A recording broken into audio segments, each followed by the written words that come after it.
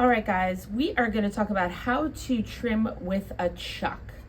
Couple of options you can do. So could I just trim this pot?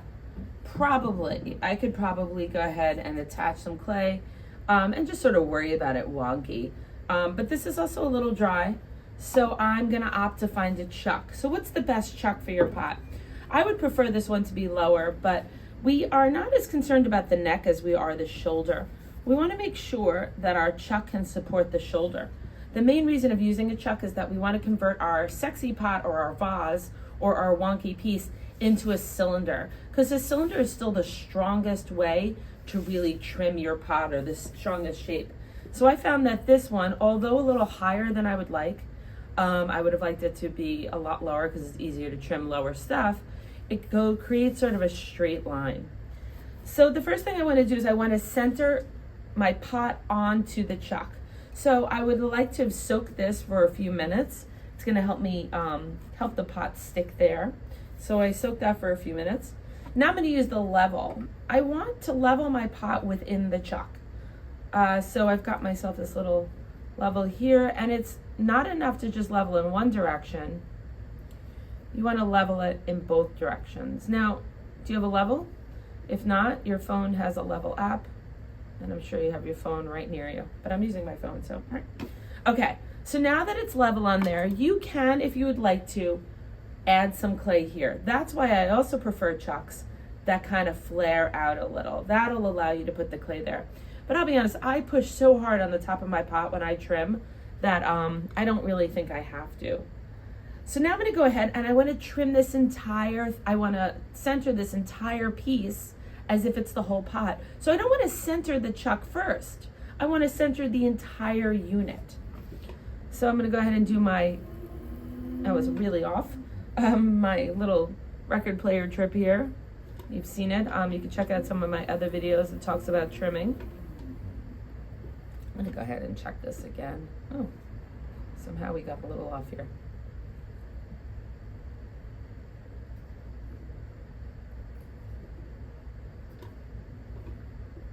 Again. I don't know how I did that. All right, let's go ahead and do that again. There we go. I'm sure you guys are watching going, that's not level, Mel. All right, now we're on there. So you can, if you'd like to, add clay to the bottom there, add clay here, just so that I don't stress you guys out. I'm gonna go ahead and just do this. So the problem with this, as you can see, is that the clay is a little dry, so it's going to go ahead and drink the water off of these lugs, so they will probably go flying, but I'm going to add a little water to the lug to make it stick a little better. Who knows if this is going to work, but we'll see. You see, when I add the water to it, it sticks. There we go. All right, so I'm going to go ahead and now just do my basic trimming. I don't like feet on Sexy Pots. You might have seen this video on how to make a shaped vessel / sexy pots. I think it's a cylinder, so I don't need to really get air underneath it, but I do want to get rid of that supporting clay that I left on the bottom. Ideally not a lot, but I'm really pushing hard on the top. So I might be there are people here going, oh my God, it's gonna fly off the wheel. What are you doing? I'm a big fan of pushing down pretty hard. You can see the clay's coming off in these little shavings.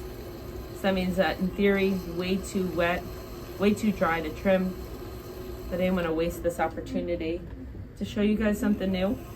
So maybe we'll encounter some other learning things based on the fact that this is too dry. Do I add water?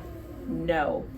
I do not believe adding water to clay rehydrates it. I believe that it adds just water between some rocks. When you throw pots, you have these small little things called fines. And those little fines get taken out and left in the slip. And then you dump your slip into the reclaim, and those are the gluey pieces.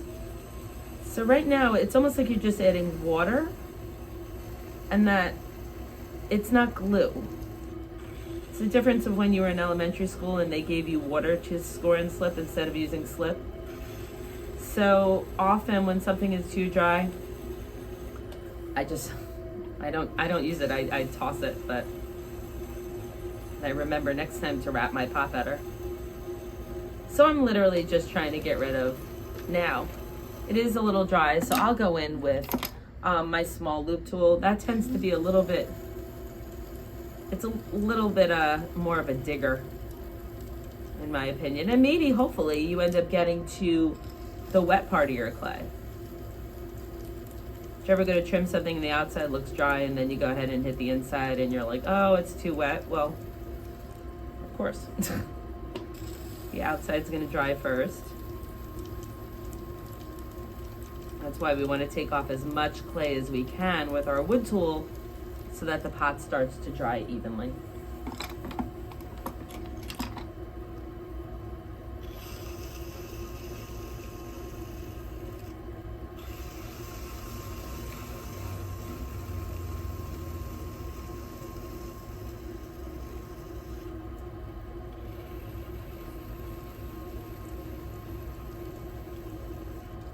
At this point, maybe a chatter tool would get yourself a good tool, a good design on the bottom.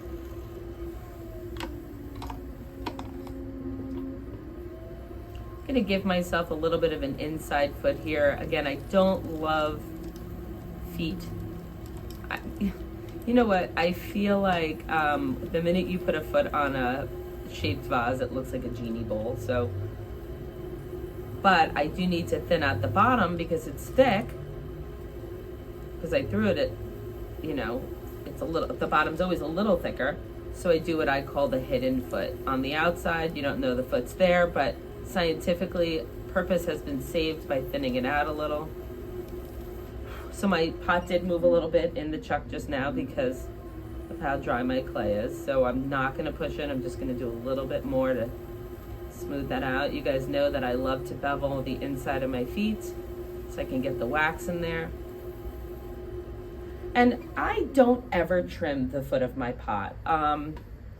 I believe that you'll never get it really straight, so I won't trim the bottom. So I will literally not touch it and make sure that I've used my wire tool straight. It's really, that's what it comes down to, is those steps, you know, 7 steps ago when you wired your pot off of the wheel, you made sure that you wired it straight.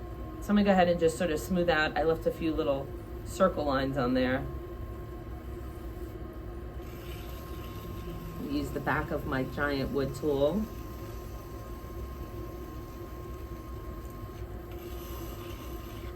It's this little bump here that's bugging me. I don't know if I threw it or what happened.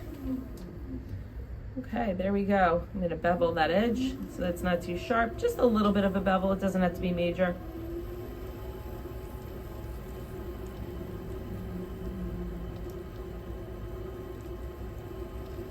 Now, does your foot, the inside of your foot, need to be smooth? Well, that's up to you. If you use wax, you're probably fine if it's not smooth, because the wax will sort of fill in those crevices that when you dip glaze or something like that, it won't get stuck in there. But if you're a person who opts to not use wax and you dip and then you just wipe, it is gonna get stuck in those little spaces. So maybe that's an aesthetic you're aiming for, maybe to stain the bottom of your pot because it's too white. But it really doesn't make a difference. I kind of like to sign either there or here, and when I have lines on there, you can't really see the signature. So I'm gonna peel these away. So look at that, guys, it didn't come off. But by wetting the lugs, it got on there. So this is light brown speckle on white. I don't think it's the ends of the world to have those little marks, but that's just who I am. So there you go. We've got ourselves sort of this quote unquote sexy vessel. It's got the rounded bottom, the neck, and I didn't have to put a lot on the top because I was using the chuck. Luckily, these little pointy edges didn't really mess up my pot. Got my hidden foot in there, and there you go. So go ahead and keep on trimming and subscribe and follow. And I have a new suggestive tool list on my website for the Pottery Studio. It's mudclaystudio.com. Go to the favorite tools of mud, And although I only really use 6 tools, there are some on there that are really sort of my favorites, or the favorites of our members. So anyway, have a great Memorial Day weekend. See ya. You're probably watching this at Christmas though, who knows.